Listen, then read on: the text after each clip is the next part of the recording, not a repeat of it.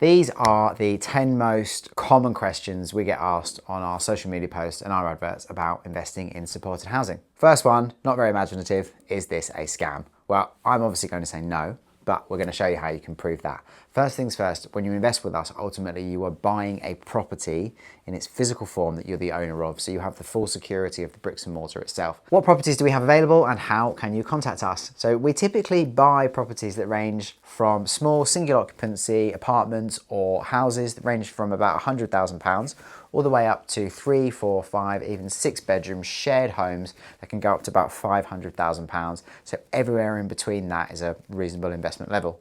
How you can contact us directly, there's a link here to a calculator. It's going to show you how much return you'll make on each of these properties and also how to get in touch with one of the team to talk about buying one. Who are the tenants and who does supported housing serve? Well, the simple answer to this is anyone who needs a level of support and housing and has some kind of vulnerability.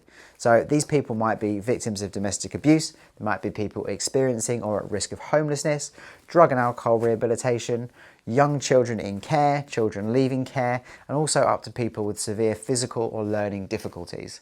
Now, this is typically funded through the housing benefit system, and supported housing is meant to give people with a vulnerability a stage of independent living where they can receive care in their own home. What are the risks and contractual concerns associated with investing in supported housing? First things first, make sure you buy the property itself so that your money is secured against the bricks and mortar. Secondly, and most importantly, we need to assess the structure of the lease setup to make sure it's safe. So first things first, we want to make sure that the property itself is suitable for use as supported housing and suitable for the specific cohort of people that are going to live in that property.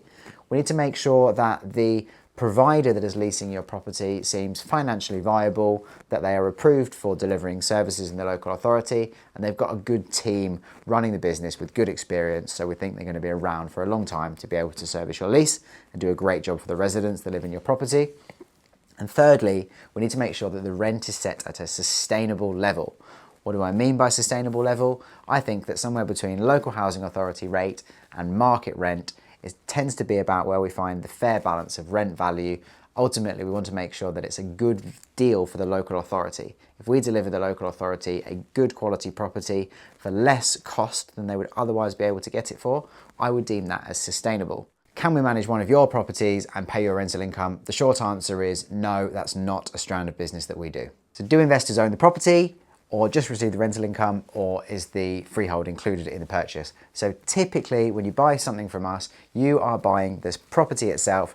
9 times out of 10 it's a freehold, sometimes it's a long leasehold, but typically yes, you're buying the property, you own it fully outright, you receive all of the income and you own the freehold.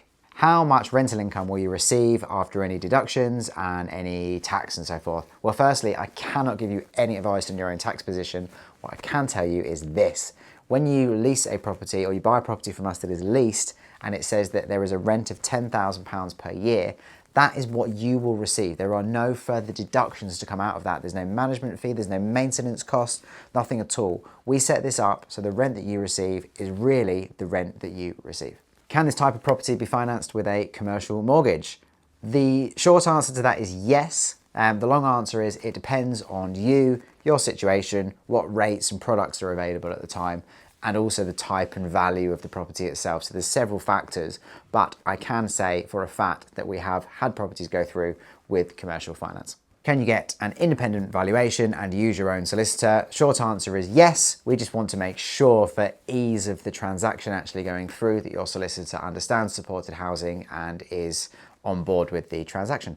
What are the guarantees associated with this investment? Well, to start with, the property is leased to a provider under a contractual agreement. This agreement means that you, as the landlord, and the provider agree to the terms of that agreement. Typically, that property will be leased for 10, 15, even 20 years. The rental income will be coming in for that time. The property will be looked after in terms of management and maintenance over that time, and that protects you in a legal fashion.